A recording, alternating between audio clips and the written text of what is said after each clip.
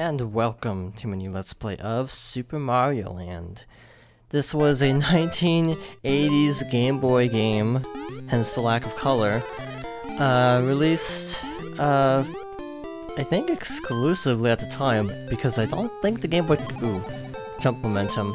I don't think the Game Boy Color was out by this point, so, yeah, we were kinda just stuck with, no color at this point if you grew up with this. I did not. I played it later on the 3DS because I never had a Game Boy growing up. I only had a Game Boy Color.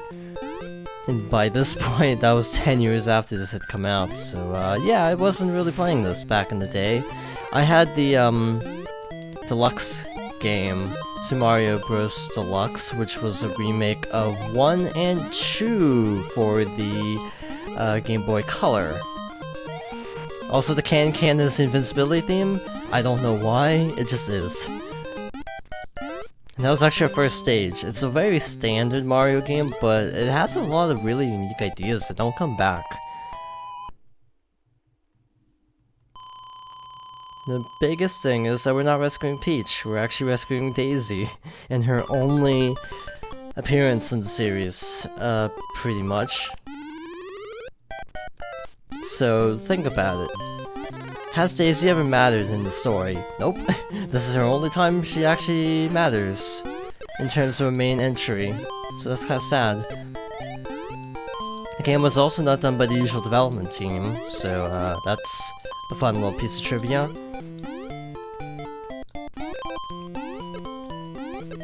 So, we have to go through 4 kingdoms of Sarasa Land in order to save Princess Daisy. There, that's your plot. There's not a whole lot of plot to speak of, but there you go. It's just a very standard Mario game, but the physics feel a little bit off to me. It's close to a Mario game, but not quite. Also, you don't have 1-up mushrooms because no color, so you just have hearts instead.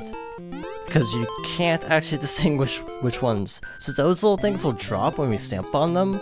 So, you gotta be a little bit careful if you want the bonus. So every level has like a high path and a low path, and the high path is a bonus for more lives or power-up. And unfortunately I messed it up for this stage. And this game is short. We're already on the last stage of World 1, the Birabuto Kingdom. So yeah, 4 kingdoms, 3 levels each. It's pretty short. Nice little leisurely title. And that's part of the reason I'm playing it right now, because I kind of have a big project in mind, but it's taking a little bit longer to prep than I thought it would, so we're getting a little bit of a side project instead. This game actually does get pretty challenging late game, I would say. I don't think I could do like fancy slide strats, so we have to go up, I think.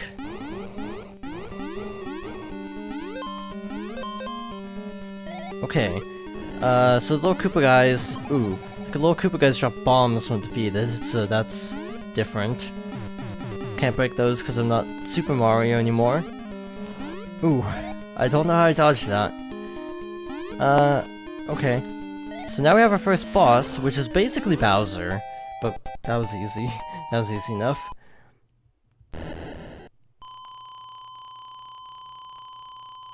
And we are done with the Birabuto Kingdom. So on to the Muda Kingdom. But first, a little cutscene. Thank you, Mario. Oh, Daisy. Yep, not really her. I'm pretty sure that's not a surprise to anybody.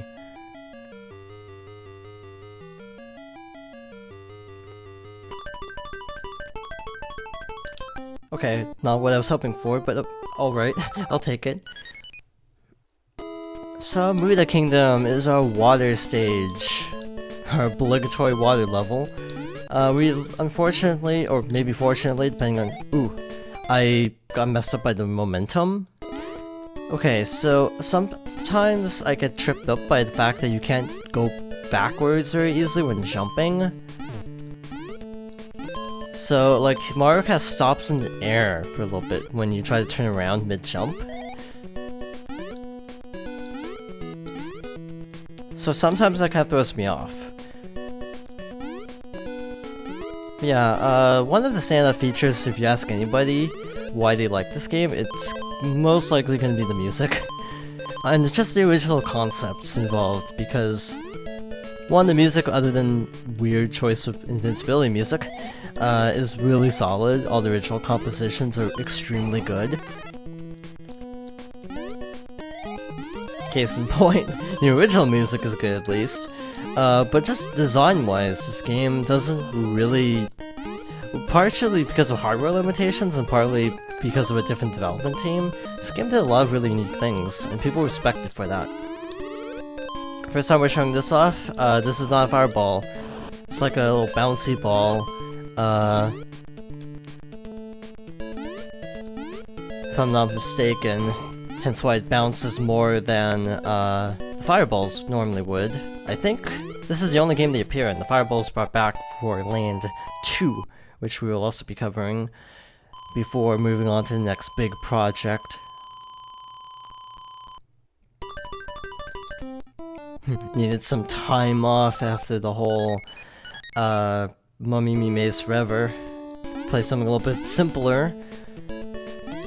I really do like this game a lot, despite not having any nostalgia for it. I mean, yeah, the controls are a little bit finicky, but once you get past that, it's a really solid little platformer. Little platformer. Because again, it's really short. We're already a fourth of the way through the game. So yeah, but if you're in the mood for a very unorthodox Mario title, this is a good one to go for, I would say. I mean, it beats the heck out of like New Super Mario Bros. 2. And I like that game.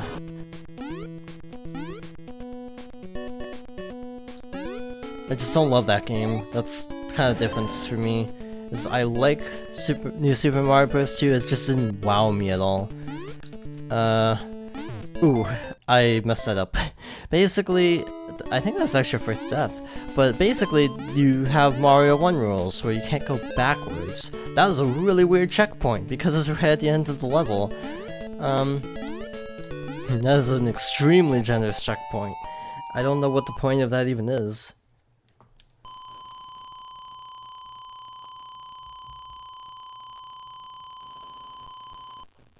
So... not quite what I was hoping for, but I'll take it. Make up for that life I lost. So, for our final level of the Muda Kingdom, we have a shmup. Why? I don't know. Well, we're underwater, it makes sense, sort of, I guess. So, this is just a very standard shmup level. Just, you know, fly through everything. Mash A or B in this case, you can do either, and just make your way through. You know, it's not gonna get like to like Toho levels in a Mario game, so it's a pretty leisurely shmup. I've never played any like dedicated shmups. I've only played like shmup levels in other games, like Shantae springs to mind, and this. But I enjoy the genre, it's just, I just have never really gotten around to playing any beyond little, short levels in other games. I'm trying to think, have I played any? I think I have, actually. Something like Gradius, but I don't remember.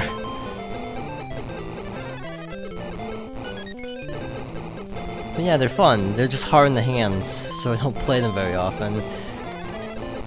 Grab the mushroom, and we have our next boss. A little dragon guy. Dragon Zamasu, I want to say is his name? Oh well, he's done. Easy boss fight.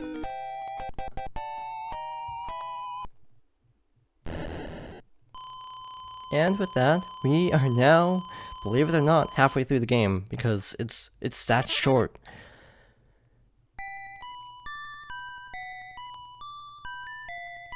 And once more, we save the princess. Or not. Dragon Zamasu, yep, that was his name. So next time, we will explore the Eastern Kingdom and probably finish the game. So thank you for watching, and I hope you join me next time for more Super Mario Land.